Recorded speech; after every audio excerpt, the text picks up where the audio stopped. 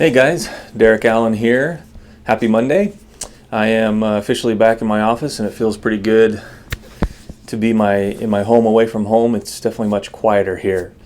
Try not to make this too long of a video today, but I wanted to take some time and talk about a treatment modality that I use called EMDR. It stands for Eye Movement Desensitization and Reprocessing. This is a treatment that is primarily used for trauma. However, I use it a lot for different issues that people struggle with. I work with anxiety and depression, addictions, low self-esteem. I've even used it to help with smoking cessation as well. So it is a very effective type of treatment that helps to work through a number of issues. And the best way I can explain it is to break the name down in different parts.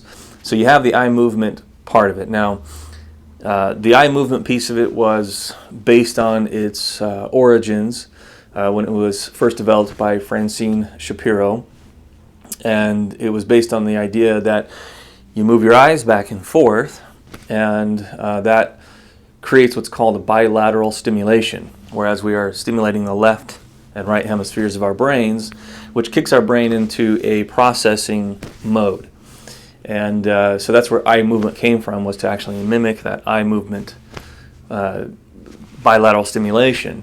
And that is still done today. It's done either with having your therapist sit inches away from you and moving their fingers back and forth while you follow their fingers. More commonly used today, though, is a lot of clinicians have a light bar. And if you old timers like myself, if you know the movie Knight Rider and you know the car Kit that had the light go back and forth, that's kind of what the light bar looks like. So you would have a light bar sitting in front of you, and the lights would move from left to right, and you would follow that movement with your eyes.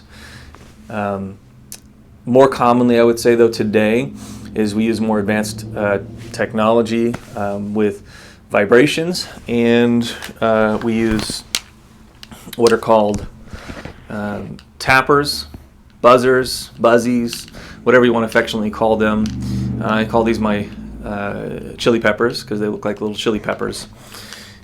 But the idea, though, is that we want to stimulate the left and right hemispheres of the brain. And by doing so, it tricks the brain into thinking it's into REM state, as when we're sleeping. Because when we're in REM state, that is when our minds actually process information. Our dreams, for example, is when we process our fears, our worries, our negative experiences, even positive experiences.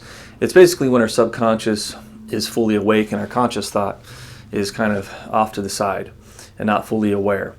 And in that subconscious state is when we can actually process bits of information, particularly trauma.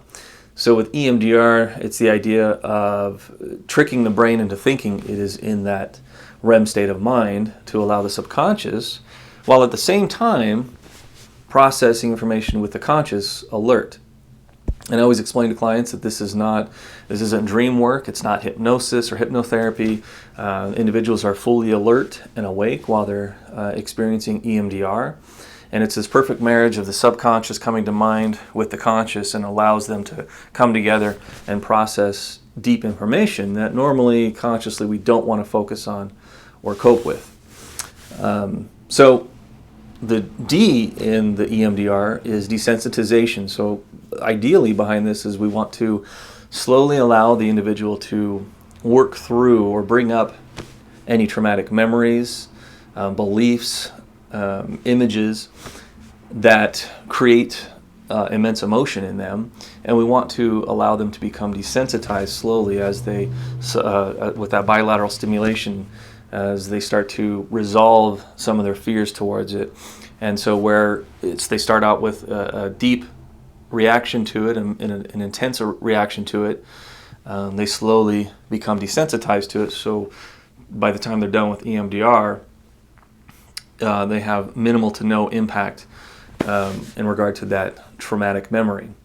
And then the reprocessing part of it is to actually reprocess how you live in the present moment. You're no longer harrowed up or haunted by the images or the trauma of the past, and you can actually let go of those things and move forward and reprocess. So for example, if your trauma makes you feel like you are worthless, we want to reprocess your thoughts about yourself and say, no, I am worthy, I am deserving of love, and really create a new story about yourself and how you think and feel about yourself. So that is EMDR. The way I use it with these chili peppers, as I call them, is the individual will hold on to these in their hands, like so, and they hold them off to their sides. And the clinician will then turn on this device, which will then cause them to alternate with a little vibration. It's like holding two cell phones on vibrate between the left and right sides. So it'll alternate, left vibration, right vibration. And typically you have the individual close their eyes. I typically have them close their eyes, and I guide them through this imagery process of them working through their traumatic memories, traumatic experiences while these are on. And it's a very safe modality. We make sure that there are measures in place to make it safe for you. It can be a little intense at times, but the intensity also makes the desensitization happen a lot quicker as well. So there's a lot more that goes into it as well, but you can read up on it. If you just Google EMDR, you can find a lot of resources on it as well. This is just a basic overview because, again, I don't want to overwhelm you with too long of a video.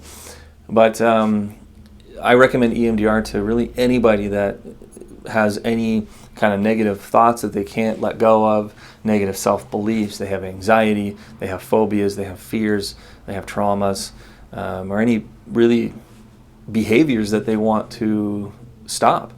So I'd recommend, if you are interested in EMDR, you can call our office. We'd be happy to explain more about it to you, or find a therapist near you that is trained, and keyword being trained in EMDR. They do have to go through a rigorous training to be able to do EMDR. So make sure that your therapist is trained and has experience in providing EMDR therapy. Hopefully that video was a little bit helpful on EMDR, and hopefully it can provide some help to anybody out there who was wondering. See you guys later.